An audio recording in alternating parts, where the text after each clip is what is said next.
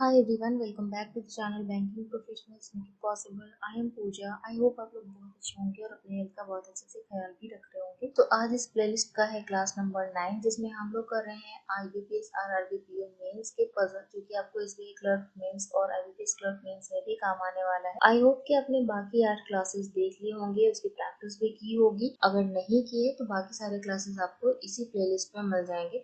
अगर आप चैनल पे पहली बार आए हो तो चैनल को सब्सक्राइब करके बेल आइकन दबा लेना ताकि आगे आने वाली वीडियोस के अपडेट्स आपको मिलते रहे। तो देर ना करते हुए शुरू करते हैं क्वेश्चन। ये क्वेश्चन मैंने पिक किया है ऑयल बोर्ड के मॉक टेस्ट से। तो अगर आपके पास इसका मॉक टेस्ट है तो आप वहां से इसको सॉल्व कर सकते हो, पूरा मॉक टेस्ट टाइमर के साथ दे सकते हो। नहीं है, अगर लेना चाहते हो तो लिंक नीचे डिस्क्रिप्शन में आप वहां से भी परचेज कर सकते हो। इसका एक फ्री मॉक टेस्ट का लिंक मैं आपको शेयर कर दूंगी, आप पहले एक बार देख लेना क्या लेवल है, कैसे क्वेश्चन है, उसके बाद आप डिसाइड कर सकते हो कि आपको परचेज करना है या नहीं करना। तो देर ना करते हुए क्वेश्चन देख लेते हैं। Certain number of person are playing musical chair and they are arranged in such a way that if one person is facing north then their both neighbor are facing south direction and vice versa. मतलब कि अगर एक north है तो दोनों आजू बाजू वाले साउथ देख रहे होंगे, अगर ये साउथ है तो इसके आजू बाजू में दोनों नॉर्थ हो गए। ठीक है, तो मतलब एक नॉर्थ एक साउथ, इस तरीके से इसका बनेगा condition. Not more than 12 person are sitting in a row. जो रो है इसमें 12 से ज्यादा लोग नहीं बैठे, तो 12 या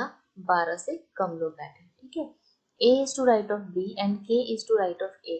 A is to right of B and K is to right of A. हम लोग मान के चल रहे हैं कि सारे लोग नॉर्थ फेसिंग हैं। ठीक है, C is third from one of the end. C जो है वो किसी एक एंड से तीसरा बैठा है, या तो C ऐसे बैठा होगा, मतलब अगर इस साइड से होगा तो यहाँ से तीसरा होगा, इस साइड से होगा तो ऐसे तीसरा होगा। 3 person are sitting between J and C. J और C के बीच में 3 लोग बैठे हैं, तो J और C के बीच में 3 लोग हमने बिठा दिए। F is fifth from one of the end. F जो है वो किसी एक एंड से पांचवा बैठा है, मतलब इधर 4 लोग हैं, पांचवा F है, या तो F यहाँ है तो इधर 4 लोग बैठे हैं। J is second to left of M. J is second to left of M. M के लेफ्ट में सेकंड में J. M who is second to left of H. M who is second to left of H. ठीक है, the number of person sitting to left of F. Person जो है वो F के left में जो है is same as number of person sitting to left of N. N के लेफ्ट में जितने लोग हैं उतने ही लोग F के लेफ्ट में भी हैं। ठीक है, at most 2 person can sit between N and C. N और C के बीच में मैक्सिमम 2 लोग बैठ सकते हैं। N और C के बीच में 2 या 2 से कम लोग बैठे। ठीक है, more than 3 person sit between E and D. E और D के बीच में 3 से ज्यादा लोग बैठे, तो E और D के बीच में 3 से ज्यादा लोग बैठे हैं। H is not immediate neighbor of D and K. D या K का immediate neighbor H नहीं। ठीक है, L is third to right of E. E के third to right में, E के third to right में L बैठा है। ठीक है, तो हमारे सारे कंडीशन हो गए नोट डाउन। सारे कंडीशन को कनेक्ट करेंगे और हम लोग सॉल्यूशन फाइंड करने की कोशिश करेंगे। तो यहाँ पे मैं इंक एक बार चेंज कर लेती हूँ। सबसे पहले हम लोग क्या करते हैं, इस कंडीशन से स्टार्ट करते हैं। C जो है वो किसी भी एंड से तीसरा बैठा है। ठीक है, तो ये एक कंडीशन हो सकता है। एक कंडीशन ये भी तो हो सकता है कि C एक एंड से तीसरा बैठा हो। ठीक है, अब देखो कि F जो है वो एक एंड से पांचवा बैठा है, तो अगर इस कंडीशन में लेके चलते हैं तो 3, 4 और पांचवा F हो गया। इस कंडीशन में ये 4 तो ये पांचवा F हो गया। अब तो हमने F को इस साइड से लिया है ना, F इस साइड से भी तो आएगा। ठीक है, ध्यान देना कि C अगर इस साइड से है तो F इस साइड से भी होगा। मतलब ये कंडीशन और बनेगा कि अगर हमने C को यहाँ से बिठाया है तो F इधर से भी तो पांचवा हो सकता है ना। ठीक है, अगर हमने C को यहाँ से बिठाया है तो F इधर से भी तो पांचवा हो सकता है ना। ठीक है, ये चीज क्लियर होगा आई गेस कि आप सबका।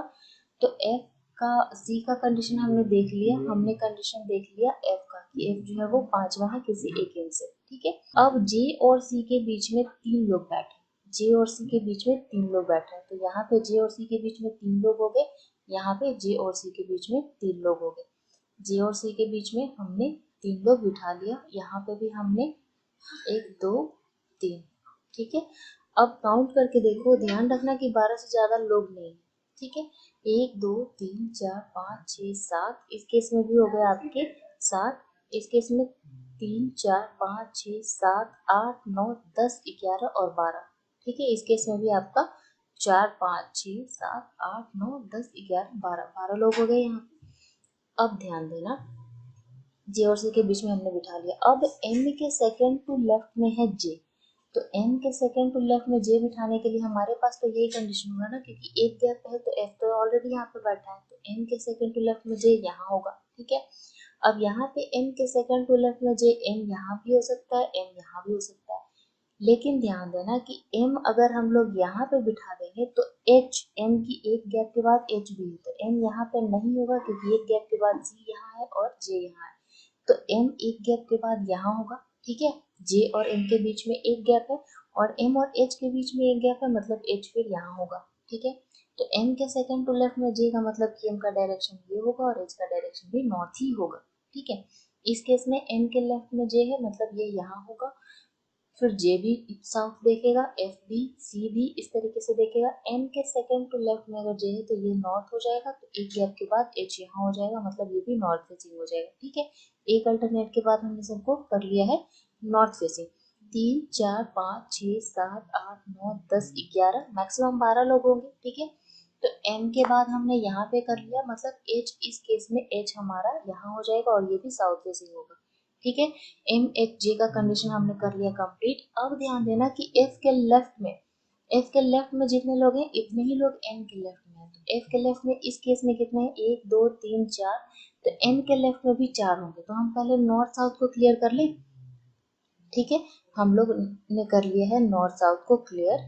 सारे कंडीशन में एक बार हम लोग नॉर्थ साउथ क्लियर कर लेते हैं, ताकि लेफ्ट राइट वाला जो प्रॉब्लम है वो यहाँ पे आपको ना फेस करना पड़े। इस केस में भी हम लोग कर लेते हैं पहले जे और एम का प्रॉब्लम, तो एम तो यहाँ पे होगा नहीं, इस केस में भी एम यहाँ नहीं होगा, क्योंकि एम और एच के बीच में भी एक गैप है, तो ऑलरेडी सी यहाँ है, जे यहाँ है, इसका मतलब कि एम जो है वो यहाँ होगा और एच जो है वो यहाँ होगा। ठीक है, तो एम के लेफ्ट में जे का मतलब हो गया कि एम को साउथ देखना पड़ेगा, एच को भी साउथ देखना पड़ेगा, तो नॉर्थ साउथ वाला प्रॉब्लम आपको यहाँ भी नहीं फेस करना पड़ेगा। हमारा ये हो गया सारा कंडीशन कंप्लीट। यहाँ पे एफ के लेफ्ट में जितने लोग हैं एन के लेफ्ट में भी उतने ही लोग हैं, तो एफ के लेफ्ट में 1 2 3 4 लोग हैं, तो एन के लेफ्ट में भी 4 लोग होंगे, तो एन के लेफ्ट में 4 तो यहाँ से तो होगा नहीं, तो अगर एन को यहाँ लिखते हैं तो एच के लेफ्ट, एन के लेफ्ट में 4 लोग, मतलब एक इंसान इधर बिठाना पड़ेगा और हमारा यहाँ पे हो गया 12% कंप्लीट। एफ के लेफ्ट में 1 2 3 4 है, तो एन के लेफ्ट में 4 देने के लिए हमें एन को यहीं बिठाना पड़ेगा और 4 लोग यहाँ पे देना पड़ेगा। ठीक है, यहाँ पे भी 12 लोग हमारे हो गए कंप्लीट।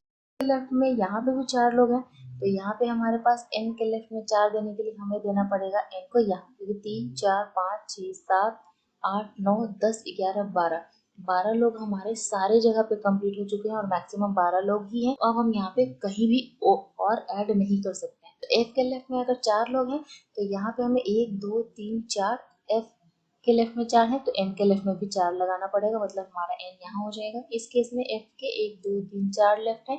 यहाँ पे देखो हमने 2 राइट कर दिए हैं जल्दी जल्दी से, और ये हो गया है गड़बड़। यहाँ पे इसको हम लोग सुधार लेते हैं। यहाँ पे ये नॉर्थ, ये साउथ, ये नॉर्थ, ये साउथ, ये नॉर्थ, फिर ये साउथ। ठीक है, यहाँ तक हो गया कंप्लीट।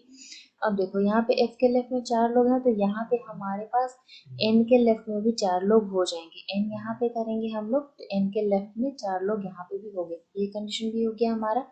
अब देखो कि एन और सी के बीच में 2 से ज्यादा लोग नहीं बैठे हैं। इस केस में देखो कि एन और सी के बीच में कितने लोग बैठे हैं, मतलब ये कंडीशन हमारा यहाँ से कट गया। एन और सी के बीच में यहाँ पे देखो कितने लोग बैठे हैं, मतलब ये भी कंडीशन, एन और सी वाला जो कंडीशन है वो यहाँ पे सेटिस्फाई हो रहा है, यहाँ पे सेटिस्फाई हो रहा है, ऑटोमेटिक हो रहा है। ठीक है, ये भी कंडीशन हमारा हो गया। अब देखो कि डी और के आजू बाजू में एच नहीं है, मतलब कि डी के यहाँ भी नहीं होगा, डी के यहाँ भी नहीं होगा, डी के एच के आजू बाजू में नहीं होगा, तो डी और के यहाँ नहीं होगा, डी और के यहाँ नहीं होगा। ई के थर्ड टू राइट में एल बैठा है, ई के थर्ड टू राइट में एल बैठा है, तो ई को यहाँ बिठाएंगे तो first second third to right में एल यहाँ हो जाएगा। ई के थर्ड टू राइट में एल बैठेगा। ठीक है, तो एल यहाँ पे हो जाएगा। क्लियर है। अब इस केस में ई के थर्ड टू राइट में एल है, तो हमें ई को यहीं पे बिठाना पड़ेगा, क्योंकि इसके अलावा कोई पोजीशन नहीं बचता है, तो ई के थर्ड टू राइट में एल यहाँ पे हो गया। ठीक है, ये कंडीशन हमने कर लिया। अब बी और ए और के का, अब देखो कि ई और डी के बीच में 3 से ज्यादा लोग बैठे हैं, ई और डी के बीच में 3 से ज्यादा लोग बैठे हैं, लेकिन डी के यहाँ भी नहीं होगा, डी यहाँ हो नहीं सकता है, क्योंकि 3 से ज्यादा लोग हैं, ऑब्वियसली डी यहाँ पे बैठेगा। ठीक है, इस केस में डी के यहाँ होगा नहीं, तो डी यहाँ हो नहीं सकता है, क्योंकि ई और डी के बीच में 3 से ज्यादा लोग हैं, तो मतलब यहाँ पे डी आपका यहाँ बैठेगा। ठीक है, ये भी कंडीशन हमने कर लिया कंप्लीट। ये वाला कंडीशन हम लोग देख ही चुके हैं। अब देखो कि बी, ए और सी, बी, ए और सी तीन ही लोग को बिठाना है। डी को हमने बिठा लिया है। अब डी और के यहाँ होगा नहीं, डी और के यहाँ नहीं होगा तो के ऑब्वियस सी बात है कि यहाँ पे ही बैठेगा। ठीक है, डी के यहाँ नहीं होगा तो के यहीं पे बैठेगा। ठीक है, अब बी के राइट में ए और ए के राइट में के, बी के राइट में ए और ए के राइट में के हो गया। ठीक है, ये कंडीशन हमारा यहाँ पे हो गया फुलफिल। अब बी के राइट में ए और ए के राइट में के, मतलब हमारा कंडीशन 1 और कंडीशन 2 दोनों सेटिस्फाई कर रहा है। मतलब आपका इधर और वाला केस यहाँ पे बहुत बनेगा। ठीक है, और इसका दोनों सॉल्यूशन जो है वो सही है। ये सारे कंडीशन हमारे हो गए कंप्लीट। इस क्वेश्चन को बनाने का एक स्टैंडर्ड टाइम अगर आपको दिया जाए कि स्टैंडर्ड टाइम आपको कितना लगेगा, तो ये आपको सिर्फ ये पजल सॉल्व करने में 5 से 6 मिनट लगेंगे, क्योंकि आप देख रहे हो कि यहाँ पे 4 कंडीशन बन रहा है। 2 कंडीशन जो है वो यहाँ पे आपका पहले से ही इजेक्ट हो गया। मतलब ये 2 कंडीशन अगर आपके बन रहे हैं तो 5 मिनट तो आपको बहुत आराम से इस क्वेश्चन को सॉल्व करने में लगेगा। इसके बाद इससे रिलेटेड जो 5 एमसीक्यू दिए होंगे उसको करने में आपको जो भी वक्त लगेगा, मतलब 5 से 6 मिनट ऐसे क्वेश्चन को करने में आपको लग जाएंगे। ठीक है, अगर आपको शुरुआत में इस क्वेश्चन को करने में 10 मिनट भी लग रहा है सो डोंट वरी, आपका जो स्पीड है, आपका जो तरीका है वो सही है। आप थोड़ा सा और ऐसे क्वेश्चन की प्रैक्टिस करो। ऐसे क्वेश्चन की प्रैक्टिस के लिए मैं आपको सजेस्ट करूंगी गाइडली का पीडीएफ बंडल कोर्स। आप वहां से क्वेश्चन प्रैक्टिस कर सकते हो। आपको कहीं भटकना नहीं पड़ेगा, आपको स्टैंडर्ड लेवल के क्वेश्चन मिलेंगे। एग्जामिनेशन में जैसे क्वेश्चन पूछे जाते हैं वैसे ही मिलेंगे, ताकि आपको बहुत ज्यादा भटकना ना पड़े। अगर आपने प्रैक्टिस रोक रखी है तो स्टार्ट कर दो। आपका नोटिफिकेशन बहुत ही जल्दी आने वाला है, सारे एग्जामिनेशन का बैक टू बैक आएगा। So wish you all the very best. कोई क्वेरी हो तो आप कमेंट सेक्शन में पूछ सकते हो, कोई सजेशन हो तो भी आप कमेंट सेक्शन में ले सकते हो। See you soon in the next video. Thank you, have a nice day, take care, bye bye.